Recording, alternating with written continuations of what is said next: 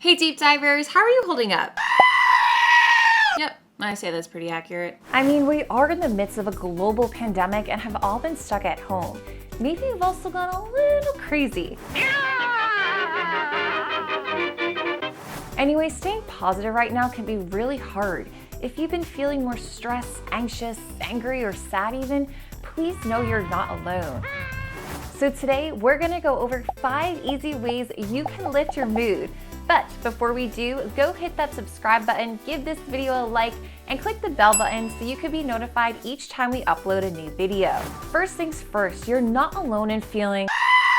Okay, that's the last time you'll see that meme. Research showed 40% of US adults said worry or stress related to coronavirus has had a negative impact on their mental health, including 12% who said it's had a major impact.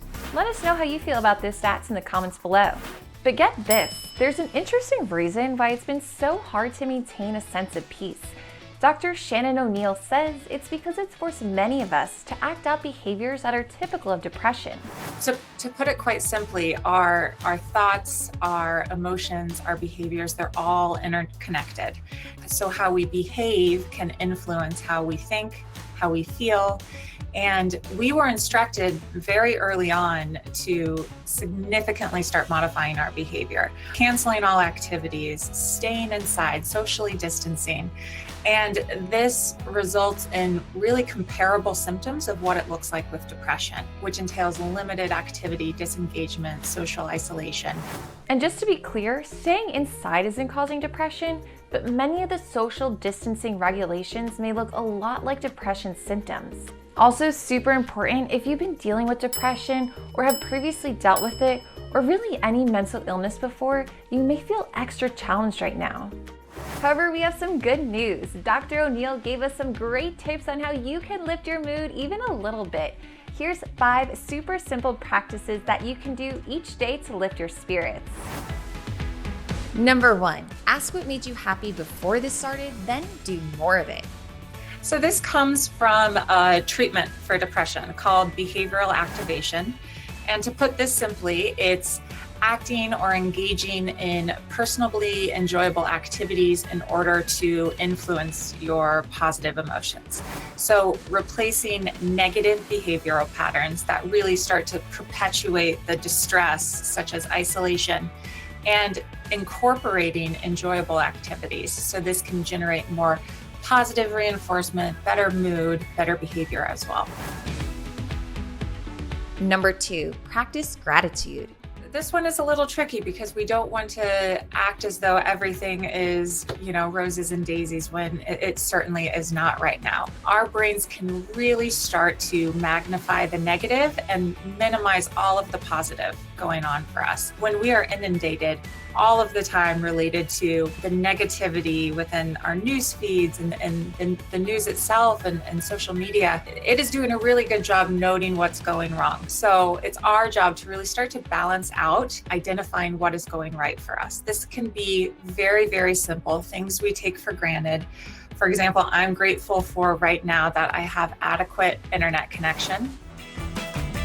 Number 3, treat yourself, especially in the morning.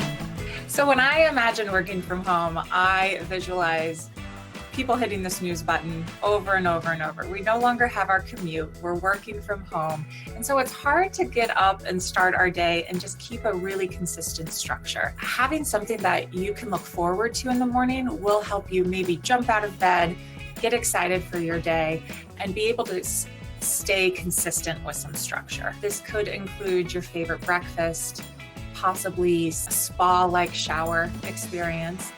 And rather than just at the beginning of your day, this can be throughout your entire day, noticing what novelty or newness you can incorporate. Number 4, use any pent-up energy to your creative advantage.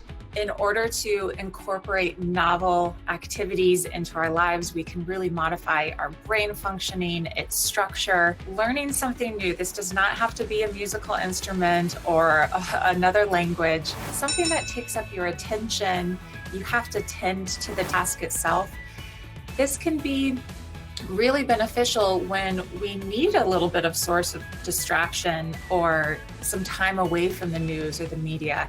mentally stimulating activities. This can increase our brain reserve and protect cognitive decline as well. Number 5, schedule time to worry because you're going to do it anyway. It sounds very, very counterintuitive, telling someone to intentionally worry. It is important to set aside 15 to 20 minutes a day and really spend time thinking about all of those concerns and those worries that are just inundating into your mind. This is proven actually for individuals who experience generalized anxiety, because what happens with generalized anxiety is that we worry about everything. There's a lot of domains that our brain spends time worrying about, and it's spread throughout the entire day. So again, going back to being more intentional, if you can compartmentalize your anxiety into a designated time, a designated place even, just focus on your worries and really address them, whether it be problem solving, making lists, just thinking through the what if questions and maybe actually answering those what ifs. That can help not only reduce the intensity of the concern, but also the frequency of when it's popping up for you. So when you notice your anxiety is popping up other times during the day, that is not your scheduled worry time. You can gently remind yourself, I have a time and a place for this. I will get to it when I have my scheduled appointment for my worries. And until then, I'm going to let this go. So all of this sounds doable, right? But let's be real, it's a lot easier said than done. That's one of our biggest barriers, is that we want to do it all at once and we want to take all of these interventions and try them out. I think starting slow, starting simple, choosing one that you feel as though your mind and your body needs right now can be really, really helpful. Giving it a week and see how it goes for you. Scheduling this into your calendar and setting intentions and making sure that you are designating some time and some space for you can only help be more successful and follow through with the activities. All right, friends, if you liked this video, make sure to hit the like button, click that little bell button to get notified whenever we post new content. And while you're at it, go smash that subscribe button too. Spooky, my co-host, and I are on a mission to bring you everything you ever wanted to know about health and wellness. I'm Lisa B, and I'll see you next week. Stay healthy, deep divers.